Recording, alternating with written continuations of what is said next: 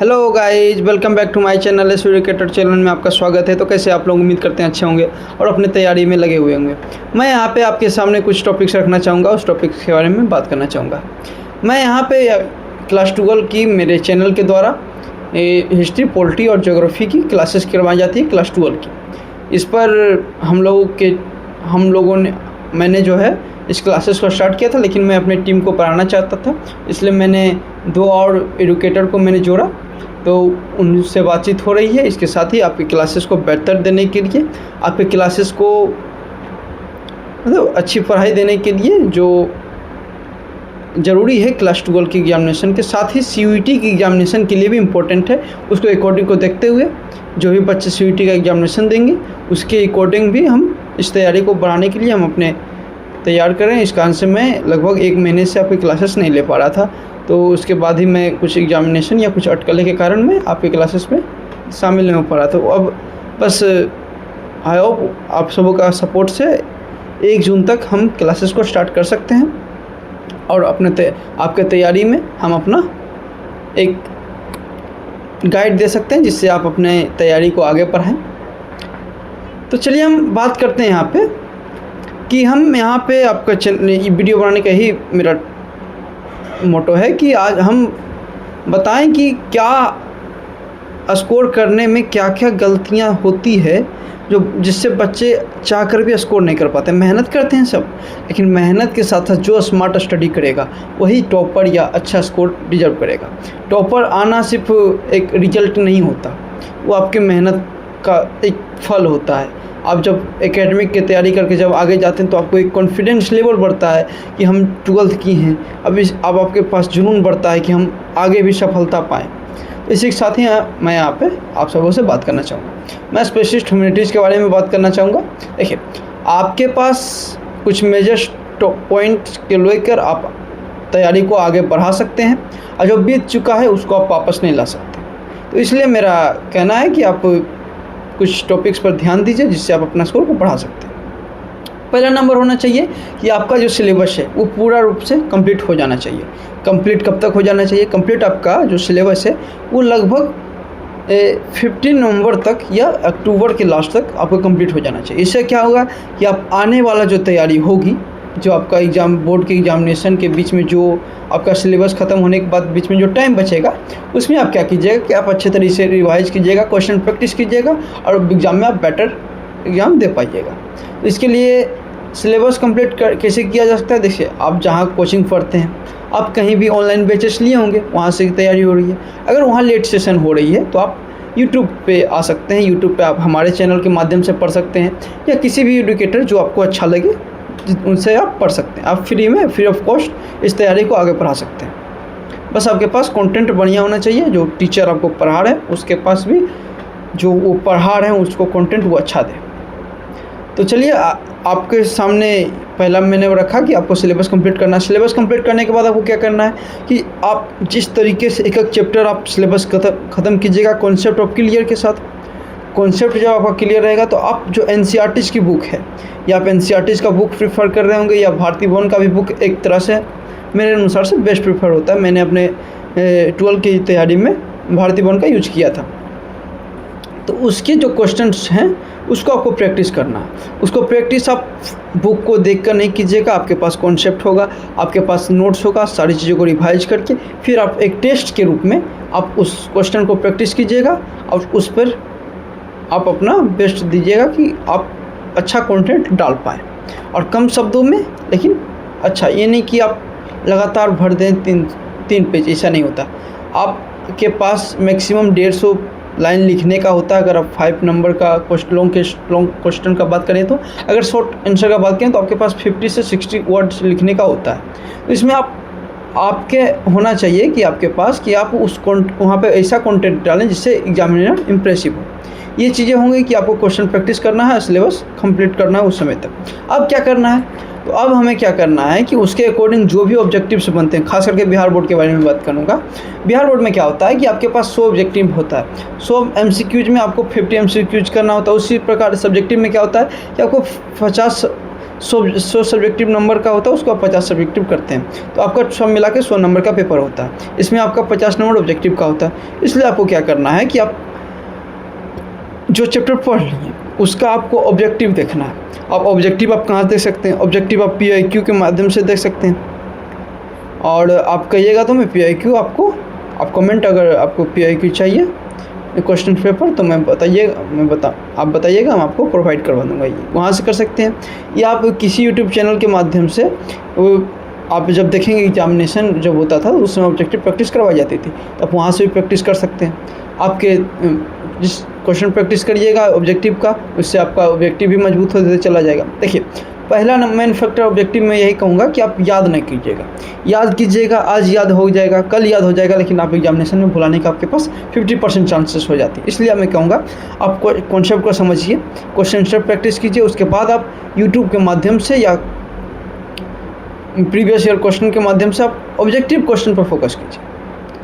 आज जिनका ऑब्जेक्टिव कम पूछा जाता है वो भी लगभग कम से कम बिहार बोर्ड के छात्र ज़्यादा क्वेश्चन प्रैक्टिस करेंगे, आप थोड़ा सा कम, लेकिन आपको भी करना है, ताकि आपके भी कम से कम 20 क्वेश्चन से तो पूछा ही जाता है, खास करके CBSE में, और यूपी बोर्ड वगैरह में भी पूछा जाता है। चलिए, तो ऑब्जेक्टिव के बारे में बता दिया। अब क्या करना है कि मुझे क्या करना है कि जो टॉपिक्स, मतलब जो चैप्टर आप पढ़ लिए, जो चैप्टर आपको क्लियर है उसके NCERT बुक्स पढ़ना। आपको मैं मैंडेटरी बताता हूँ जो CUET की एग्जामिनेशन देना चाहते हैं उन छात्रों के लिए, कि आप सिर्फ सिलेबस पढ़कर आप क्वेश्चन प्रैक्टिस पर नहीं लगिएगा। आप क्वेश्चन प्रैक्टिस से पहले आप बुक को पढ़िएगा। बुक के पढ़ने से क्या होगा कि आपके पास माइंड में जो भी NCERT के मेजर पॉइंट से आपके माइंड में होगा, आप उस कंटेंट को अपने राइटिंग स्किल में डाल सकते हैं। ये हो गई 3 मेजर पॉइंट्स मैंने आपको बताया। इसी के साथ आपको क्या करना है कि आपके जो पढ़ने का जो टाइम है, आप नाइट में पढ़ते होंगे या डे में पढ़ते होंगे, मुझे नहीं पता, लेकिन आप जिस टाइम भी पढ़ते होंगे, मेरा आपके यही बोलना चाहूँगा कि अगर आप अच्छे स्कोर या टॉपर बनने की आप सोच रहे हैं या CUET की एग्जामिनेशन के, तो कम से कम आपको अभी से 8 आवर की पढ़ाई करनी होगी। 8 आवर नहीं तो 6 to 8 आवर पढ़नी होगी। और 6 to 8 आवर आपको उस तरीके से नहीं पढ़नी होगी कि मैं अभी पढ़ लिया फिर कल मैं सो गया या इधर चला गया या उधर चला गया। आपको कंसिस्टेंट हो के पढ़ना होगा। आपको वहाँ पे क्या कहते हैं उसको, कि आप जो है उस समय अपना माइंड को शार्प करके पढ़िएगा और अपना सिलेबस पर फोकस कीजिएगा। ये चीज़ें थी जो आपको बताने लायक थी। आपके ये मैंने डोमेन के बारे में बताया कि मतलब जो आपका जो मेन सब्जेक्ट होता है, जैसे हिस्ट्री, पॉलिटी, इकोनॉमिक्स, ज्योग्राफी, जो भी हो। और अब हिंदी और इंग्लिश लैंग्वेज में क्या करना का, हिंदी इंग्लिश लैंग्वेज बच्चे जो चैप्टर्स जो मेन सब्जेक्ट हैं उसको तो आप अच्छे तरीके से पढ़ ही लेते हैं। आपका स्कोर घटता कहाँ है, किस कारण से घटता है, तो आप लैंग्वेज पर ध्यान नहीं देते। तो लैंग्वेज में मैं कहूँगा कि अभी ज़्यादा ध्यान नहीं दीजिएगा। अभी 1-1 आवर दोनों में, हिंदी इंग्लिश दोनों में 1-1 आवर का मैक्सिमम दीजिएगा, ज़्यादा देने की आवश्यकता नहीं है। आप उसी को रिकॉल, आप उसके चैप्टर्स को पढ़िए अभी, और आगे जाके ग्रामर्स को भी पढ़िएगा।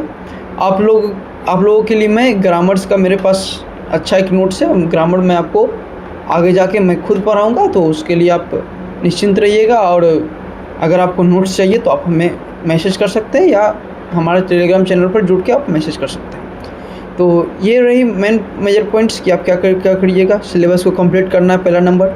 NCERT बुक्स को पढ़ना है, क्वेश्चन आंसर प्रैक्टिस करना है, और ऑब्जेक्टिव पर भी फोकस करना है। और हिंदी इंग्लिश लैंग्वेज पर आपको सिलेबस कंप्लीट करना है। उसके बाद जब आपका बुक्स कंप्लीट हो जाएगी तो आप उसको क्या कीजिएगा कि बुक प्रैक्टिस करने के बाद आप ग्रामर पर ध्यान दीजिए। ग्रामर आप एग्ज़ाम से 3 मंथ 4 मंथ पहले पढ़ना से स्टार्ट कीजिएगा। उससे पहले आप जो लिटरेचर्स है उसको ख़त्म कीजिएगा। ये हो गई मेन पेज। और सबसे मेन इम्पोर्टेंट पॉइंट यहाँ ये है कि जो बच्चे टॉपर बनते हैं, जो अच्छा स्कोर करते हैं, वो कैसे स्कोर करते हैं? क्या कोई भी ह्यूमन ही करता है, चाहे UPSC की एग्जामिनेशन हो चाहे कोई भी एग्जामिनेशन हो। टॉपर तो ह्यूमन ही बनता है। ह्यूमन कैसे बनता है? उसके लिए सबसे बड़ा मेजर पॉइंट है कि आपको रिवाइज होना चाहिए। आप रिवाइज जो चैप्टर पढ़ चुके हैं आपको हमेशा उसको रिवाइज रखना चाहिए। कम से कम मेरा मानना है कि आप कम से कम 8 डेज में उस क्वेश्चन को, उस टॉपिक्स को पुराना मतलब फिर से रिकॉल कर लें, मतलब फिर से उसको रिवाइज कर लें।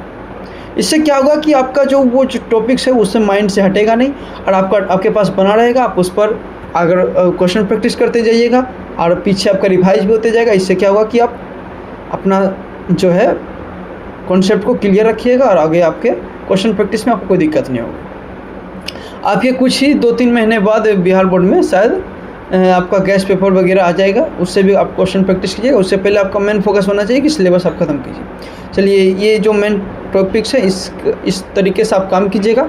मैं गारंटी के साथ कहता हूँ कि आपका टॉपर बनने का जो सपना है ज़रूर पूरा होगा। बस यही होगा कि आप क्वेश्चन प्रैक्टिस पर ध्यान दीजिए, बुक रीडिंग पर ध्यान दीजिए और सिलेबस पर ध्यान दीजिए। और एक टॉपिक्स है जो बच्चे के साथ हमेशा होती है। बच्चे के क्या होते हैं कि आप जब यूट्यूब खोलते हैं तो यूट्यूब में आपके पास बहुत सारे लेक्चर्स होते हैं, लेकिन बच्चा वहीं गड़बड़ा जाता है। बच्चा क्या करता है कि जो देखना चाहिए, जहाँ उसको अच्छा कंटेंट मिले, वहाँ ना छोड़कर वो गलत कंटेंट की ओर चल जाता है, जिसमें वो क्या होता है कि वो व्यू के चक्कर में जो पढ़ाते हैं, वो व्यू के चक्कर में बच्चे का जो है टाइम बर्बाद करते हैं और कुछ नहीं होता है। लाइव क्लासेस जो भी है, मैं क्लास 12 के स्टूडेंट्स को सीधे कहूँगा कि आप लाइव क्लासेस से दूर रहिए। आप रिकॉर्डिंग क्लासेस देखिए। रिकॉर्डिंग क्लासेस में यही होगा कि आप उसको फास्ट में देख सकते हैं। अगर जो डाउट समझना है, आप क्या कर सकते हैं कि आप जो डाउट आपको समझ नहीं आया वो आप अपने टीचर से पूछ सकते हैं। और मैं आप सबों के लिए एक एल्डर ब्रदर होने के नाते, मैं आपका सीनियर होने के नाते मैं आपसे यही कर सकता हूँ कि आप पर्सनली, मेरा टेलीग्राम चैनल है, व्हाट्सएप चैनल है, मेरा डिस्क्रिप्शन पर आप देख सकते हैं। वहाँ पर आप जाके जो भी टॉपिक्स पर प्रॉब्लम, जो भी एग्जामिनेशन के दौरान प्रॉब्लम हो, आप उस पर हमें मैसेज कर सकते हैं या कॉल कर सकते हैं। वहाँ मोबाइल नंबर, सारी चीज़ें दी गई है। वहाँ आपको मयंक सर, प्रिंस सर और मैं खुद अंकित सर जो है, वहाँ पर सारी चीज़ों को मैं बताऊँगा। मेरी एक ही प्रयास है कि हर बच्चा, बोर्ड हो, सीटी एग्जामिनेशन हो, हर तरह के एग्जामिनेशन में वो स्कोर करे और कंसिस्टेंट होकर स्कोर करे। उसको ये ना हो कि एग्ज़ाम के 1 महीना पहले उसको टेंशन हो जाए कि मैंने स्कोर किया नहीं, मैंने पढ़ा नहीं, तो मेरा क्या होगा। इसलिए आप अभी से ही उस तरीके से काम करते रहिएगा तो आपका कोई टेंशन एग्ज़ाम के समय नहीं होगा, ये मेरी गारंटी है। ये कंटेंट आपको सब कभी नहीं देगा, क्योंकि सभी को व्यू से मतलब है, बच्चे के समय के बर्बादी से मतलब है। मुझे समय के बर्बादी से नहीं, बच्चे के टॉपर बनने से मतलब है। आप अगर अच्छी मेहनत कीजिएगा, टॉपर बनिएगा। या टॉपर ज़रूरी नहीं है कि हर बच्चा क्योंकि हर बच्चा ही टॉपर की तैयारी करता है और कुछ ही बच्चे उसमें टॉपर बनते हैं। लेकिन इसका मतलब ये नहीं कि जो बच्चे टॉपर्स नहीं बने वो टॉपर नहीं है। वो टॉपर हैं, लेकिन वो वहाँ से कुछ सीख लेंगे कि मेरी क्या गलती हुई जो मैं वहाँ तक नहीं पहुँचा। वो आगे अपना चीज़ों का स्कोर करेंगे। इसलिए पहला मेरा मेजर टॉपिक्स होना चाहिए कि हम अच्छा स्कोर करें। कुछ भी, कोई भी एग्ज़ाम हम उस पर 100% दें। तो चलिए, आज के लिए इतना ही। धन्यवाद।